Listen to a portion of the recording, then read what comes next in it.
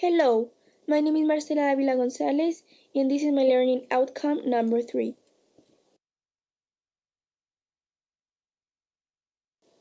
The first part is to describe important events of the last decades.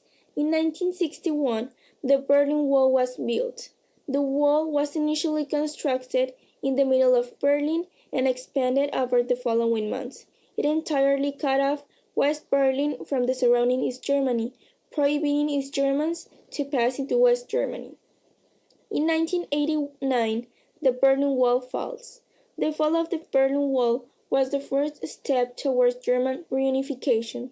The political, economic, and social impact of the fall of the Berlin Wall further weakened the already unstable East German government. 1991. The collapse of the Soviet Union. The collapse of the Soviet Union in December 1991 changed the world's geopolitical balance. When the Soviet Union fell, it ended the tenure of a superpower with the resources of more than a dozen countries. The fall left its largest component, Russia, unable to wield anything like the global clout that the Soviet Union had for decades. 1992. Official end of the Cold War. The Cold War ended when Mikhail Gorbachev became the leader of the Soviet Union. After taking control of the country in 1985, he set about reforming governmental policies. The dismantling of the Berlin Wall in 1989 is often viewed as the symbolic end of the Cold War.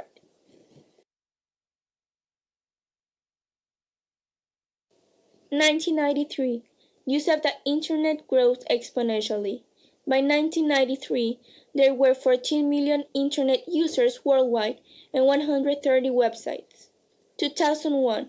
Twin Towers attack. On September 11, 2001, terrorists hijacked 4 airplanes and deliberately flew them into targets in the United States of America. These acts of terrorism killed almost 3,000 people and triggered the subsequent conflict in Afghanistan. 2008. Barack Obama elected as America's first Black president.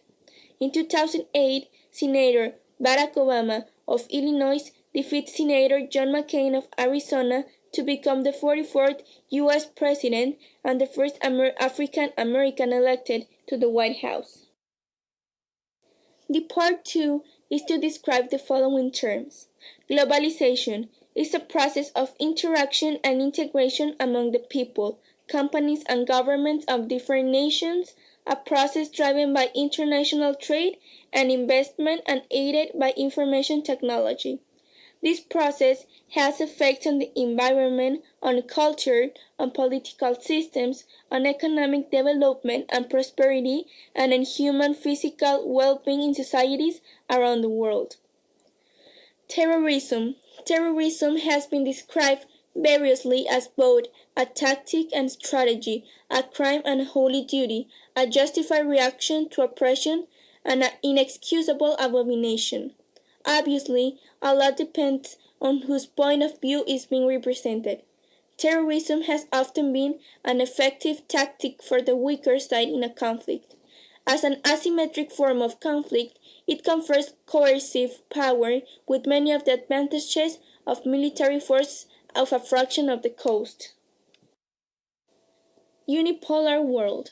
A unipolar world refers to 2 or more countries that come together to make some change, to support themselves, to fight against a problem, to fight against battle, or other things. They can be countries of the same continent or different. They can be based on different aspects such as economics, social politics, among others. Digital era. The digital era is a name given to the period of human history linked to the information and communication technologies. The beginning of this period is associated with the digital revolution, although it has its antecedents in technologies like the telephone, the radio, or the television that made the flow of information become faster than the physical movement. The part number 3 is to answer the following questions. Why did the globalization emerge? Among the causes of the phenomenon and the process of globalization are the new geopolitical restructuring of the world that took place after the end of the Cold War, acceleration of the pace of economic opening and trade in goods and services, the liberalization of capital markets that make up financial plazas and stock exchanges around the world, and the information and communication revolution, which has connected real-time with space after the convergence of the advanced technology. In most cases, what caused the terrorist attack of 20th century?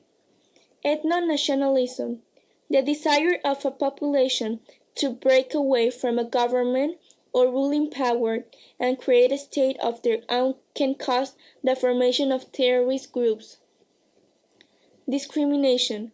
Several authors on terrorism have pointed to a sense of alienation felt by diasporas, particularly those living in Europe, as a driver of terrorism. Socio-economic status.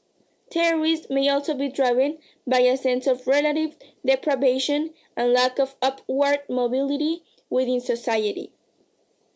Political grievances. A lack of political inclusiveness in states or grievances against a certain political order may cause individuals to join or create terrorist groups. How does the end of the Cold War relate with the unipolar world? The USSR and the United States were in constant war.